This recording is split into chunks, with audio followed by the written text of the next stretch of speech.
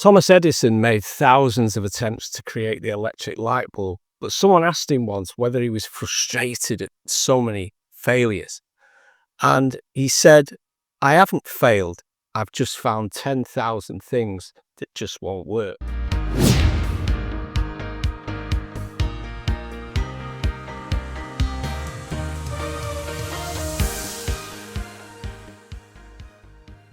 My name is Michael Dawson. I'm the author of Quit Your Diet. And if you're done with diet plans, calorie counting and sins, then you're in the right place, because I'm here to help you develop a 14-day roadmap to quitting diets forever. And membership on my website is currently free, so you can join us on this journey at actionfactorypublishing.com, or you can take a 12-question quiz by clicking the link around here somewhere to discover your level of change. So in recent videos, we've been talking about a number of assumptions that I make about all of my clients before I even meet them. And there are 7 rules I keep, and I think you should make these same assumptions about yourself, because as we know, when you assume things about people, then you do tend to interact with them differently. Today's is stolen from LLP. There is no failure, only lessons. You may or may not have heard of Wayne Gretzky, widely considered the greatest hockey player of all time, who once famously said, "You miss 100% of the shots you don't take." In fact, he missed more than some players even took in their entire career, so I've been told. So shouldn't we all do the same? Because what we consider bad news or failure isn't always the case. In fact, a lot of our greatest scientific discoveries were accidents or mishaps. So I like to talk to my clients about taking another swing, giving it another go. It's not the failures that matter, it's how and what we learn. There's a theory in psychology called learned helplessness. It's something we might all be familiar with.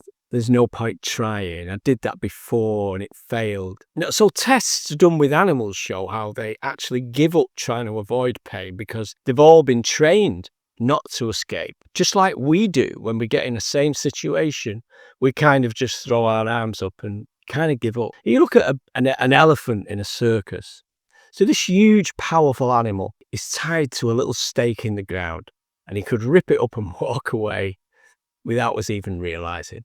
Yet as babies, they learn they can't do it, and so they stop trying. Instead, perhaps we could let things go, dust ourselves down, and try again. Easier said than done by someone like me. But if you're here because you're done with diets and you've had enough of them, then you might well be asking what any of this has got to do with you. I'm going to suggest something. It's an idea of mine that's probably got no scientific backing. As far as I know, I've not done the research. Suppose part of our learned helplessness and the behavior itself, the diet. So it's a pre-programmed next step. If you want to lose weight, what else would you do? So you try a diet and you fail, and you try and you fail. This means that failing on our diet is kind of part of a system. I can't back this up, but it just feels intuitive. You know, the next diet will have predictable outcomes. So this leads me to the assumption in today's video: there are no failures, only lessons. Basically, we are reprogramming ourselves with a kind of learned helplessness. But part of that learned helplessness is I'm concerned about my weight. I start a diet and then I fail at the diet. And then I probably put more weight on again, and I start again. My unofficial theory is that that could actually be part of the predictable outcome, the learned helplessness. So suppose the lesson instead was the failure.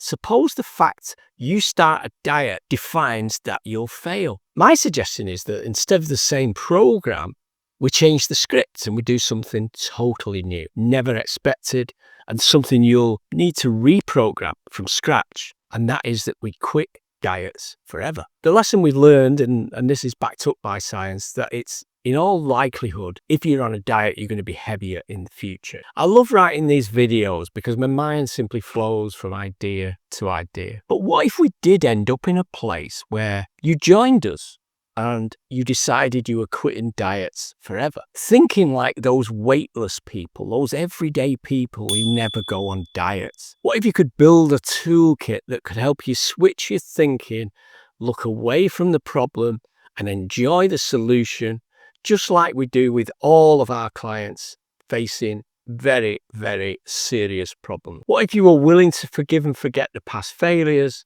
and look at what you've learned from them instead? So if we were willing to forgive and forget the past failures and look at what you've learned from them instead, you would find that you are more forgiving of yourself and you are more willing to reprogram into a new way of thinking. One of my favorite stories about forgiveness and moving on, I'll credit to Alan Cohen. It's about a woman in a village who claimed she could talk to God. So the local vicar got wind of this idea and decided that talking to God was the prerogative of the church, and this silly old woman should not be allowed to be talking to God. She was obviously a charlatan.